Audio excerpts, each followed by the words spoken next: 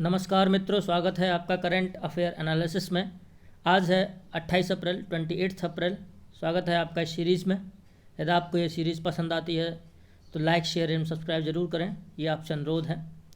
आज पहली जो इम्पोर्टेंट इवेंट है वो है world day for safety and health at work, यानी कार्यस्थल पर सुरक्षा एवं स्वास्थ्य के लिए आज विश्व दिवस है। ये 2003 से लगातार मनाया जा रहा है।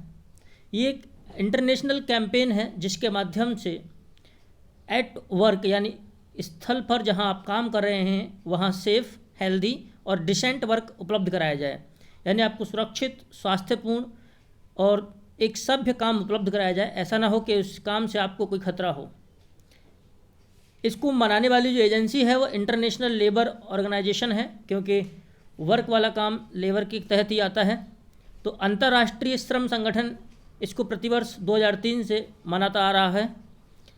ये जो डे है ये global strategy on occupational safety and health का हिस्सा है, यानी कुल मिलाकर के सुरक्षा एवं स्वास्थ्य पर या व्यावसायिक सुरक्षा एवं स्वास्थ्य पर वैश्विक रणनीति जिसे ILO ने तैयार किया है उसका हिस्सा है। इस रणनीति को ILO के द्वारा एक कॉन्फ्रेंस की गई थी 2003 में। उस कॉन्फ्रेंस में इस global strategy on occupational safety and health को अपनाया गया था। अब बात करते हैं ILO क्या है। तो ILO एक्चुअल में लीग ऑफ नेशंस के तहत बनाया गया एक संगठन था। प्रथम विश्व युद्ध जब समाप्त हुआ था 1918 में यानी 1918 में, तो पूरे विश्व के देशों ने ये सोचा कि हमको एक संगठन बनाना चाहिए, और उसी संगठन को बनाने के लिए एक्चुअल में लीग ऑफ नेशंस का गठन किया गया था। लीग ऑफ नेशंस वही एक संगठन था। इस संगठन के तहत और भी कई संगठन बनाए गए थे, लेकिन उनमें सबसे जो इम्पोर्टेंट रहा, जो आज भी है, लीग ऑफ नेशंस समाप्त हो गया है, लेकिन लीग ऑफ नेशंस का जो एक संगठन था द इंटरनेशनल लेबर ऑर्गेनाइजेशन यानी अंतर्राष्ट्रीय श्रम संगठन, आज भी ज्यों के त्यों काम कर रहा है जब जैसा स्थापित किया गया था। इसको फाउंड किया गया था यानी स्थापित किया गया था इसको 29 अक्टूबर 1919 में, ठीक है, लीग ऑफ नेशंस के रूप में ही।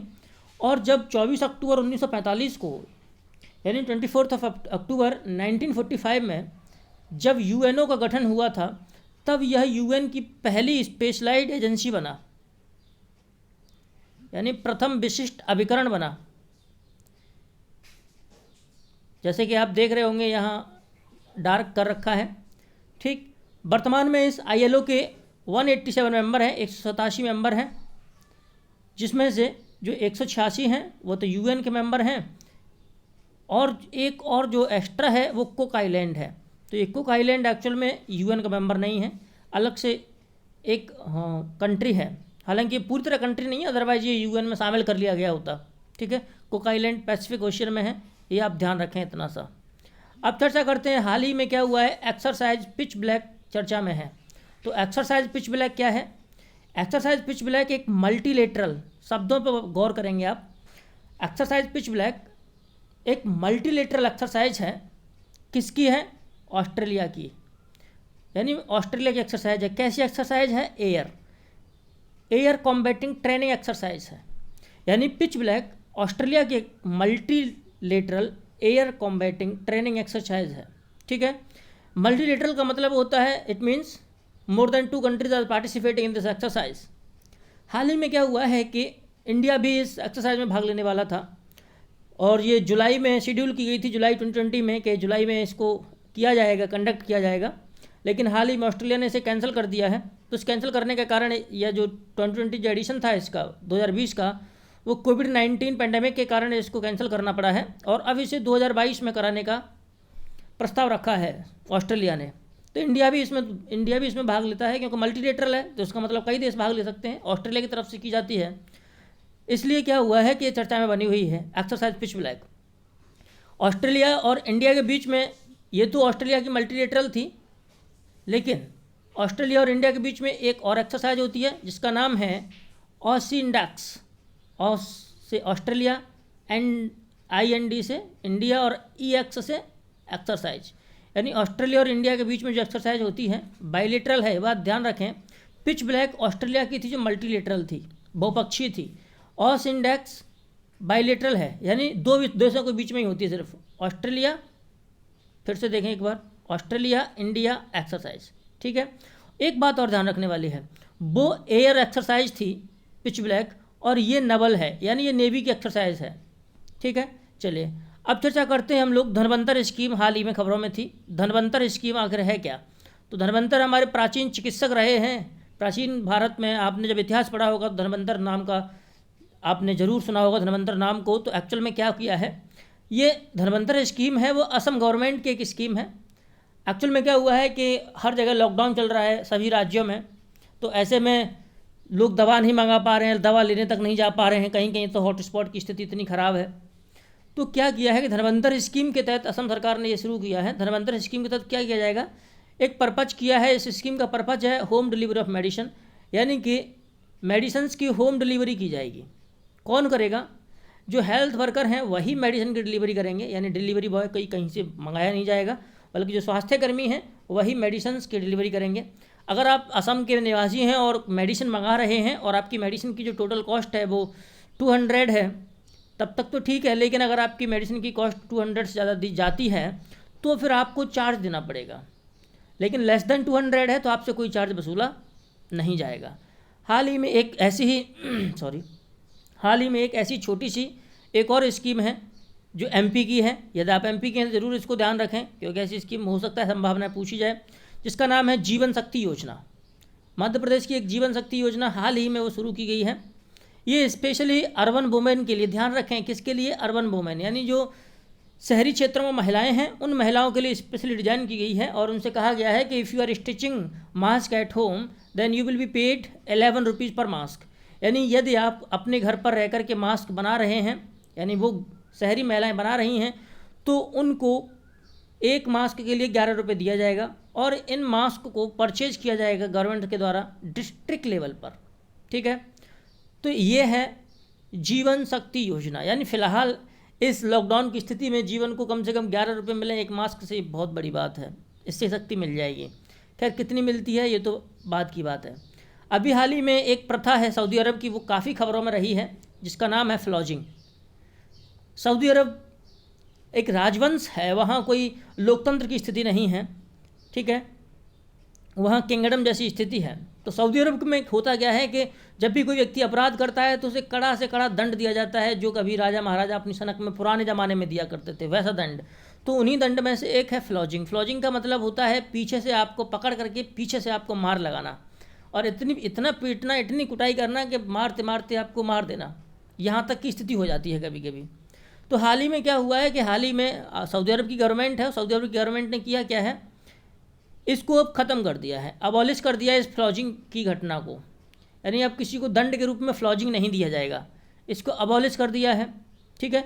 इसका उद्देश्य क्या है? उद्देश्य ये है bring the kingdom in line with international human rights norms against corporal punishment, यानी जो शारीरिक दंड है उन शारीरिक दंड के खिलाफ मानव अधिकार वाले अक्सर ये सवाल उठाते रहते हैं कि इससे मानव के अधिकारों का हनन होता है, आप उसे कोई दूसरी सज़ा दे सकते हैं, आप उसके शरीर को क्यों तोड़ रहे हैं। तो इस अपने राज्य को, यानी सऊदी अरब अपने राज्य को या अपने देश को उन मानव अधिकारों के जो स्टैंडर्ड्स हैं उनके अनुरूप बनाना चाहता है। कॉर्पोरल पनिशमेंट का मतलब होता है शारीरिक दंड, कॉर्पोरल पनिशमेंट का मतलब होता है शारीरिक दंड, यानी जब आप किसी को पीटते हो तो वो कॉर्पोरल पनिशमेंट कहलाता है। पहले क्या होता था, पहले कोई भी अपराधी अगर सऊदी अरब में कोई अपराध करता पाया जाता है, विशेषकर 2-3 केस ऐसे हैं, जैसे एक्स्ट्रा मैरिटल सेक्स है, यानी आप अपनी पत्नी को छोड़ करके कहीं और संबंध बनाते हैं, या फिर आप कोई किसी को मारा जा रहा है किसी का, तो आप वहाँ शांति भंग करते हैं, ठीक है। तो ऐसी स्थिति में आपको फ्लॉजिंग की सज़ा दी जा सकती थी, लेकिन अब क्या हुआ है, अब इसे समाप्त कर दिया है। इससे जुड़ा एक हाई प्रोफाइल केस है, जिस केस का नाम है राइफ बदवई केस। ये सऊदी अरब का ही एक केस है, ये ब्लॉगर था, ये इस राइफ बदवई एक ब्लॉगर का मतलब होता है जो पोस्ट लिखते रहते हैं इंटरनेट पर, ठीक है। हुआ क्या था कि इसको हाल ही में, इस राइफ बदवई को हाल ही में फ्लॉजिंग की सज़ा सुनाई गई थी सऊदी अरब में, ठीक है। साथ ही साथ में सेंटेंस दिया गया 10 ईयर्स का प्रिजन में, यानी जेल में 10 साल रहने की बात भी इससे कही गई, और कम से कम इसमें 1000 कोड़े लगाए जाने थे, यानी पिटाई की जानी थी पिछवाड़े पर, 1000 कोड़े लगाए जाने थे। और उसके लिए इस पर अपराध लगाया गया। अपराध क्या लगाया गया दोषी ठहराया गया इस चीज़ का कि आपने क्या किया है, अपने इस्लाम को इंसल्ट किया है, और क्या है, and you are convicting of liberal media forum स्थापित करने के लिए आपने उदार मीडिया मंच स्थापित किए हैं, इसलिए आपको दंड दिया जाता है। ठीक है। हालांकि इस रफ़ई बडवई को यूरोपियन पार्लियामेंट का एक पुरस्कार मिला था जिसका नाम है सखारोव ह्यूमन राइट प्राइज, यानी सखारोव मानव अधिकार पुरस्कार मिला था उसके पिछले साल। ठीक है। तो इसलिए ये फ्लॉजिंग चर्चा में है। तो आप लोग समझते रहें कि एक्चुअल में फ्लॉजिंग बाई चांस क्या है, कि किस देश की प्रथा थी जिसे समाप्त कर दिया है। अब बहुत ही इंटरेस्टिंग टॉपिक है हाइड्रोजन फ्यूल सेल से संबंधित। हाइड्रोजन फ्यूल सेल क्या है, कैसे काम करते हैं, हम लोग देखेंगे। हाल ही में क्या हुआ है, चर्चा में क्यों है, तो चर्चा में रहने का कारण ये है एनटीपीसी। कौन है, NTPC. NTPC India's largest power producer, यानी सबसे ज़्यादा बिजली बनाने का काम एनटीपीसी करती है। National thermal power corporation limited, NTPC full form है। ठीक है, यानी राष्ट्रीय ताप विद्युत निगम। इस एनटीपीसी ने क्या किया है, एनटीपीसी ने अभी एक्सप्रेशन ऑफ इंटरेस्ट मंगाए हैं। एक्सप्रेशन ऑफ इंटरेस्ट मतलब प्रस्ताव मंगाए हैं लोगों से कि if you are willing then you could provide us 10 hydrogen fuel based car, fuel cell based car and 10 hydrogen fuel cell based buses, यानी जिनमें हाइड्रोजन फ्यूल सेल यूज़ की जाएंगी, ऐसी हमको 10 कार चाहिए, 10 ही बस चाहिए। तो जो कोई हमको बेचना चाहता हो तो वो अपने एक्सप्रेशन ऑफ इंटरेस्ट, यानी अपनी इंटरेस्ट दिखाए तो अगर वो प्रपोजल हमको दे सकता है। ठीक है। तो एनटीपीसी ने ऐसा मांगा है, और ये इंडिया में पहली बार ऐसा हो रहा है जब hydrogen fuel cell based technologies को इंडिया में ख़रीदा जा रहा है। अब सवाल ये उठता है कि ये बस क्यों मंगा रहे हैं, ये कार एनटीपीसी ने ऑर्डर क्यों किए हैं, क्योंकि ये बस इन पर चर्चा करने वाले हैं। उससे पहले हम लोग समझते हैं कि एक्चुअल में हाइड्रोजन फ्यूल सेल होते क्या हैं। जो कोई भी फ्यूल सेल हो, जनरली कोई भी फ्यूल सेल होती है तो वो क्या होती है, वो एक इलेक्ट्रोकेमिकल सेल होती है, यानी उसमें वैद्युत रासायनिक सेल होती है। ठीक, वो क्या करती है, वो रासायनिक ऊर्जा को यानी केमिकल एनर्जी को चेंज कर देती है इलेक्ट्रिक एनर्जी में, यानी रासायनिक ऊर्जा को विद्युत ऊर्जा में चेंज कर देती है फ्यूल सेल। वनडे में पूछा जा सकता है कि फ्यूल सेल एक्चुअल में होती क्या है, और इसमें जो रिएक्शन काम करती है इस सेल में वो है रेडॉक्स रिएक्शन, यानी रिडक्शन भी और ऑक्सीडेशन भी। दो शब्दों से बना हुआ है, दो तरीके का विक्रिया, रिडक्शन और ऑक्सीडेशन, तब बनता है रिडॉक्स ऑक्सी। ठीक है। तो एक्चुअल में ये जो फ्यूल सेल होती हैं इनमें ये इलेक्ट्रोकेमिकल सेल होती हैं जो केमिकल एनर्जी को इलेक्ट्रिसिटी में, यानी इलेक्ट्रिक एनर्जी विद्युत ऊर्जा बदल देती हैं। अब हाइड्रोजन फ्यूल सेल क्या होंगी, वे फ्यूल सेल जिनमें ईंधन के रूप में हाइड्रोजन का उपयोग किया जाएगा। ठीक है। तो इससे क्या होगा, अगर हाइड्रोजन का उपयोग किया जाएगा, ठीक है, यदि आप हाइड्रोजन को जलाओगे, ऑक्सीजन के साथ जलाओगे, तो हाइड्रोजन और ऑक्सीजन दोनों की क्रिया एक साथ होगी तो वो रिडॉक्स ऑक्सीजन कहलाएगी, रिडॉक्स रिएक्शन कहलाएगी। क्यों, क्योंकि उसमें हाइड्रोजन और ऑक्सीजन दोनों का योगदान है। ठीक है। अब उसका होगा क्या कि एक्चुअल में जब आप हाइड्रोजन जलाओगे तो क्या निकलेगा, पानी निकलेगा। साथ में इस सेल, ये सेल है तो विद्युत बनाएगी और कुछ हीट निकलेगी। तो क्या होगा कि धुआं नहीं निकलेगा, प्रदूषण नहीं होगा। अगर धुआं के रूप में निकलेगा तो वाटर वेपर निकलेगा, क्योंकि जब आप हाइड्रोजन को जलाओगे और कोई जलती ऑक्सीजन की उपस्थिति में है तो पानी बनेगा, साथ में इलेक्ट्रिसिटी भी बनेगी। तो ये अच्छी बात है ना, हाइड्रोजन फ्यूल सेल का अगर हम उपयोग कर पाएँ तो। एक्चुअल में क्या है कि अभी दिल्ली के लिए बस मंगाई गई हैं और लेह के लिए कार मंगाई गई हैं, जिससे कि पर्यावरण प्रदूषण की स्थिति हम लोग समझ सकें कि इन फ्यूल सेल से हमको कितना फ़ायदा मिल सकता है। और कोई भी फ्यूल सेल कब तक काम कर सकती है, कोई भी जो ईंधन सेल होती है वो तब तक इलेक्ट्रिसिटी प्रोड्यूस कर सकती है कंटिन्यूसली जब तक कि ऑक्सीजन और ईंधन की सप्लाई उसमें होती रहती है। क्योंकि ईंधन मतलब चाहे तो हाइड्रोजन ले लो, चाहे कोई भी प्रकार का ईंधन ले लो, फ्यूल सेल तो कोई भी हो सकती है, लेकिन उसमें ऑक्सीजन का होना बहुत ज़रूरी है, ऑक्सीजन सप्लाई होना बहुत ज़रूरी है, क्योंकि बिना ऑक्सीजन के कोई भी इन्फ्लेमेशन या कंबशन, दहन हो ही नहीं सकता। ठीक है, कोई चीज़ जल नहीं सकती। अब हम थोड़ी चर्चा कर लेते हैं एनटीपीसी के बारे में, क्योंकि एनटीपीसी ने एक्सप्रेशन ऑफ इंटरेस्ट मंगाए हैं दुनिया से। तो एक्चुअल में एनटीपीसी क्या है, एनटीपीसी फुल फॉर्म है national thermal power corporation limited. ये कंपनी अधिनियम 1956 के तहत बनाई गई भारत सरकार की एक पब्लिक सेक्टर कंपनी है, यानी पीएसयू है, पब्लिक सेक्टर अंडरटेकिंग्स बोल सकते हैं हम इसे। पब्लिक सेक्टर अंडरटेकिंग्स का मतलब होता है जो भारत सरकार की या जनरली सेंट्रल गवर्नमेंट के अंतर्गत जो कंपनी होती है उनको पब्लिक सेक्टर अंडरटेकिंग्स बोलते हैं। ठीक है। तो इसे कंपनी एक्ट 1956 के तहत बनाया गया था और इसका जो हेडक्वार्टर्स का मुख्यालय है वो नई दिल्ली में है और ये इंडिया की लार्जेस्ट जो इलेक्ट्रिसिटी प्रोड्यूसर है, सबसे ज़्यादा विद्युत उत्पादित करती है ये। ठीक, इसका जो मुख्य काम है वो क्या है, जनरेशन यानी पैदा करना और क्या करना, सेल, किसका, इलेक्ट्रिसिटी का, यानी विद्युत को उत्पादन करना और विद्युत को बेचना। ये बेचती किसको है एक्चुअल में, ये बेचती है स्टेट, जो राज्यों की डिस्ट्रीब्यूशन कंपनीज होती हैं। डिस्ट्रीब्यूटर कंपनीज वो होती हैं जो बिजली को वितरण करती हैं। देखो, बनाता बिजली कोई और है, उनको ट्रांसमिट कोई और करता है, ठीक है, उनका डिस्ट्रीब्यूशन कोई और करता है। तो एक ही कंपनी दोनों काम नहीं करती जनरली, क्योंकि बहुत बड़ा काम है अपने आप में। इसलिए डिस्ट्रीब्यूटिव कंपनीज को हम लोग शॉर्ट में डिस्कॉम कहते हैं, DISCOM, यानी डिस्ट्रीब्यूशन कंपनीज, ठीक है। इन डिस्कॉम को लेकर के ही मोदी सरकार ने एक योजना चलाई थी, उदय योजना। हम लोग जब कभी चर्चा करेंगे, कभी आए का टॉपिक तो जरूर चर्चा करेंगे, तो लेकिन फिलहाल इतना समझ लें, ठीक है। क्योंकि डिस्ट्रीब्यूशन कंपनीज अक्सर घाटे में रहती हैं, क्योंकि वो बिजली को देती सस्ती दरों पर हैं और कभी कभी खरीदना उनको महंगा पड़ जाता है, तो अक्सर उनको घाटा उठाना पड़ता है। अब क्या हुआ है, इस NTPC को क्या था, NTPC को मई 2010 में महारत्न कंपनी का दर्जा दे दिया गया। कंपनी के दर्जे होते हैं कई प्रकार के, उनकी ऑटोनॉमस के हिसाब से, यानी कुछ कंपनी स्वतंत्रता ज़्यादा रहती है, कुछ को कम रहती है, कुछ को और भी कम रहती है। तो महारत्न होती है, उनको कम ज़्यादा छूट रहती है, कोई भी काम वो कर सकती हैं। सरकार की कंपनी होते हुए भी सरकार की बिना अनुमति के काफ़ी काम कर सकती हैं। फिर उसके बाद महारत्न होता है, फिर उसके बाद नवरत्न होता है, फिर उसके बाद मिनी रत्न होता है, ठीक है। महारत्न, मिनी रत्न, नवरत्न, तो ये 3 स्टेटस होते हैं। ये क्या होते हैं हम लोग इंडस्ट्री के टॉपिक में, इकोनॉमी के सेक्टर में डिस्कस करेंगे, लेकिन फिलहाल इतना समझें कि NTPC को 2010 में महारत्न का स्टेटस दे दिया गया था और वर्तमान में कुल महारत्न कंपनियां जो हैं वो 10 हैं और हाल ही में जिसको महारत्न का दर्जा दिया गया है वो है पावर ग्रिड, ठीक है। तो आप समझते रहें। अब देखते हैं देवनहल्ली पोमेलो क्या है। देवनहल्ली पोमेलो ने काफ़ी सुर्खियाँ बटोर रखी हैं, काफ़ी फेमस है क्योंकि इसे GI टैग मिला हुआ है। देवनहल्ली पोमेलो एक साइट्रस फैमिली का फल है। साइट्रस फैमिली के फल वो फल होते हैं एक्चुअल में जो क्या हैं, जो खट्टे होते हैं स्वाद में, क्योंकि उनमें साइट्रिक एसिड होता है, ठीक है। जैसे नींबू है, तो नींबू क्या है, साइट्रस फैमिली का ही है एक, ठीक है। ये एक्चुअल में साइट्रस फैमिली का जो फ्रूट है उसका नाम है पोमेलो। उस पोमेलो का ही ये टाइप है जो देवनहल्ली में लगता है, उसे देवनहल्ली पोमेलो कहते हैं, ठीक है। जबकि अगर इसको हम लोग देखें स्थानीय स्तर पर, तो लोकल स्तर पर इसको चकोटा कहते हैं। जैसा आप नाम देख रहे होंगे, चकोटा, काफ़ी इंटरेस्टिंग है, खाने में टेस्टी लगता है, इंटरेस्टिंग नहीं कह सकते, टेस्टी लगता है, ठीक है। चर्चा में क्यों है, चर्चा में ये है कि बेंगलोर इंटरनेशनल एयरपोर्ट है जो BIA है, ये BIA जो होता है ये आप वहीं एक एयरपोर्ट और चलाता है अपना ही, जिसका नाम है कैंपीगोबड़ा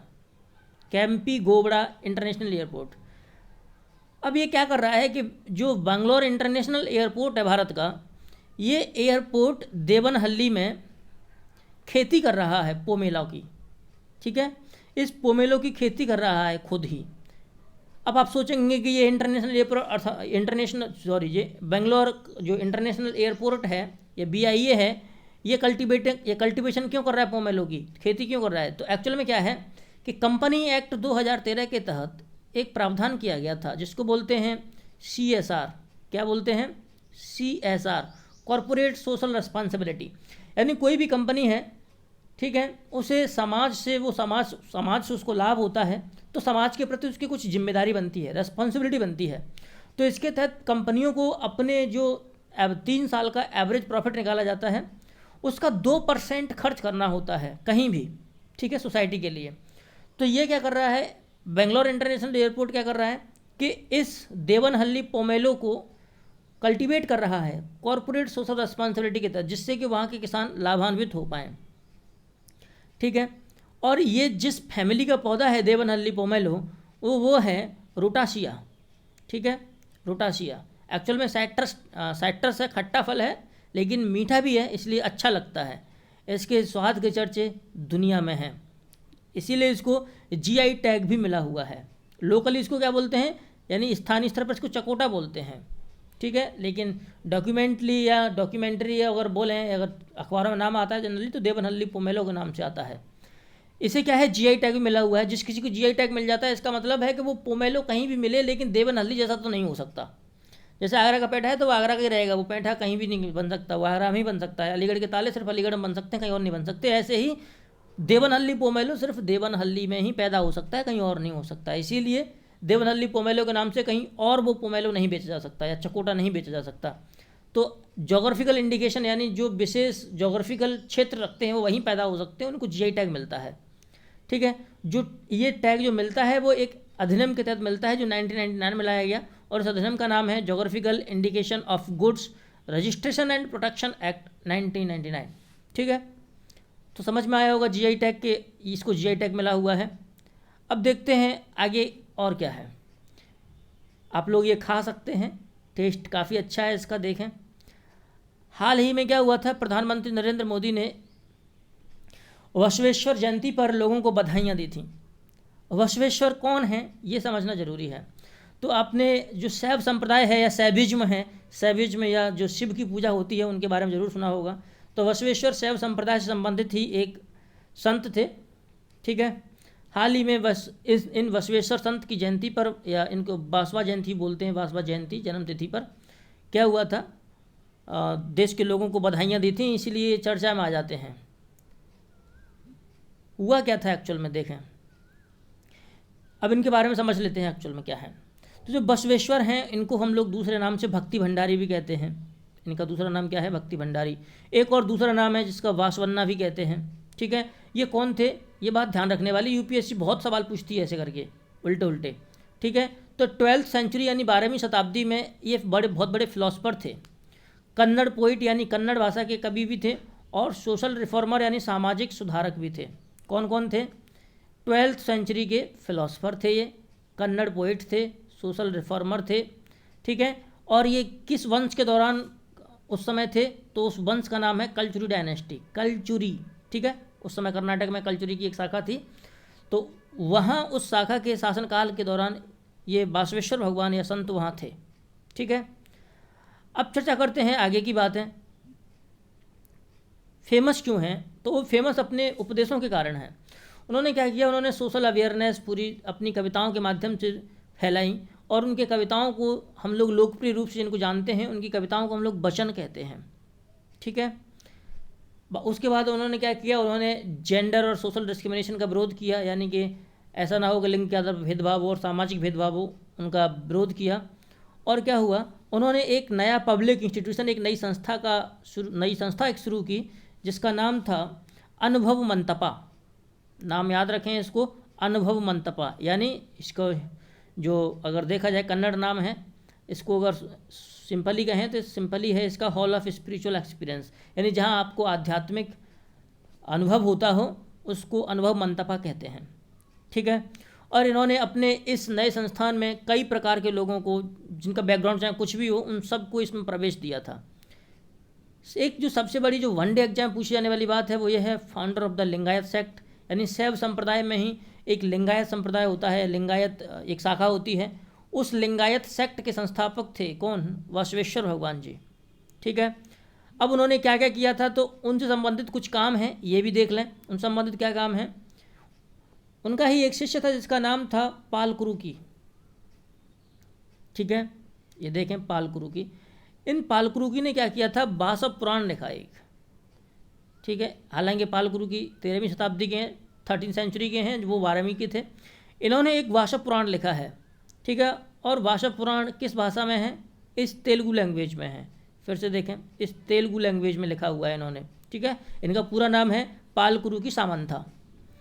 ठीक, ये जो वासव पुराण है वो लिंगायत संप्रदाय का एक सैक्रेड टेक्स्ट यानी पवित्र ग्रंथ समझा जाता है, और इसके माध्यम से इसमें बसवेश्वर भगवान की या वासव जी की बहुत सारे जो सोशल रिफॉर्मर के सोशल रिफॉर्म के जो काम थे वो बताए गए हैं, उनकी जीवनी पर भी प्रकाश डाला गया है। उसके बाद एक क्या है, इसके बाद स्वयं वासव जी का जो ग्रंथ है उन्होंने जो खुद लिखा उसको बोलते हैं वचन साहित्य, और ये कन्नड़ लैंग्वेज में लिखा हुआ है। तो ध्यान रखें, वासव पुराण जो रचना है वो पालकुरुकी सामंथा की है और तेलुगु लैंग्वेज में लिखी हुई है, जबकि वचन साहित्य है वो स्वयं वासव भगवान की है और एक कन्नड़ लैंग्वेज में लिखी हुई है। ठीक है, अभी एक जो बहुत ही इम्पोर्टेंट जो न्यूज़ है एग्जाम की दृष्टि से विशेषकर यूपीएससी में पूछी जा सकती है, वो ये है कि बैंकिंग सेक्टर को अभी पब्लिक यूटिलिटी सर्विस डिक्लेयर कर दिया है 6 महीने के लिए। बैंकिंग सेवाओं को पब्लिक यूटिलिटी सर्विस डिक्लेयर कर दिया है। तो किसी भी सेवा को जब पब्लिक यूटिलिटी डिक्लेयर किया जाता है तो उसका मतलब क्या होता है, ठीक है। तो मतलब ये है, समझने का प्रयास कीजिएगा ज़रा। इसका मतलब ये है कि उस क्षेत्र में कोई भी हड़ताल नहीं हो सकती किसी के भी द्वारा, यानी कोई भी कर्मचारी, any strike by employer officers, यानी कोई भी कर्मचारी अधिकारियों के द्वारा उस क्षेत्र में हड़ताल नहीं हो सकती। और साथ ही ये भी है कि वहाँ उन सेवाओं को रोका नहीं जा सकता। पब्लिक यूटिलिटी सर्विसेज का मतलब ये है, ठीक है।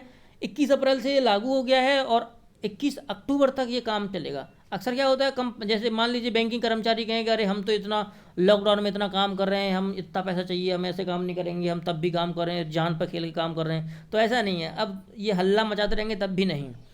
अब पब्लिक किसी भी सेवा को पब्लिक यूटिलिटी सर्विस यदि घोषित किया जाता है तो किसके तहत घोषित किया जाता है, तो इसके लिए एक एक्ट है, ठीक है।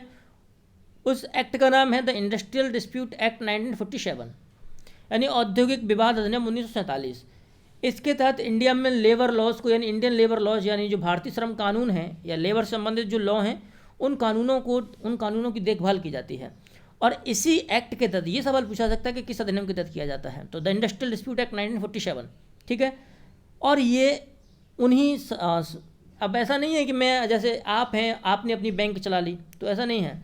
ये ऑर्गेनाइज सेक्टर पर ही काम करते हैं ये अधिनियम। ऑर्गेनाइज का मतलब वो जनरली किसी न किसी कंपनी अधिनियम में किसी न किसी सरकारी कानून के तहत वो रजिस्टर होती हैं, तो उनको ऑर्गेनाइज सेक्टर बोलते हैं। जैसे आपने अपनी बैंक चला ली, 10 लोगों ने मिलकर बैंक चला ली, लेकिन एक्चुअल वो बैंक नहीं है, लेकिन फिर भी बैंक जैसा काम कर रहा है, तो आपकी वो संस्था होगी वो ऑर्गेनाइज नहीं कहलाई जाएगी जब तक कि आप उसे रजिस्टर न करा लें सरकार के तहत। जब आप रजिस्टर करा लेंगे तब वो ऑर्गेनाइज सेक्टर कहलाती हैं। अब हमको ये समझना चाहिए कि एक्चुअल में पब्लिक यूटिलिटी सर्विसेज होती क्या है, क्योंकि बैंकिंग को तो घोषित किया है अभी। तो पब्लिक यूटिलिटी सर्विसेज वो सर्विसेज होती हैं जो व्यक्ति की एवरीडे की लाइफ यानी डे टू डे लाइफ में बहुत ही आवश्यक हों और उनके बिना जीवन दोभर हो जाए। जैसे उदाहरण के लिए हम लोग सोच सकते हैं क्या, पानी है। अब ऐसा नहीं है कि नगर निगम कर्मचारी जो पानी चलाते हैं कहते हैं हम तो हड़ताल पर जा रहे हैं, पानी नहीं चलाएंगे आज, ठीक है। तो ऐसी स्थिति में क्या होगा, बिजली है, ठीक, नेचुरल गैस है, टेलीफोन सेवाएं हैं और भी अन्य कई सेवाएं हैं। तो जो पब्लिक यूटिलिटी होती हैं उनको दैनिक जीवन में बहुत ही उपयोग होता है, उनके बिना जीवन बहुत कठिन और असंभव हो जाएगा, जैसे लॉकडाउन में हमको दिखाई दे रहा है। तो आज के लिए इस वीडियो में इतना ही। आपका बहुत बहुत धन्यवाद। जय हिंद। यदि आप इसकी PDF प्राप्त करना चाहते हैं तो हमारा टेलीग्राम ज्वाइन अवश्य करें, नीचे लिंक दिया गया है।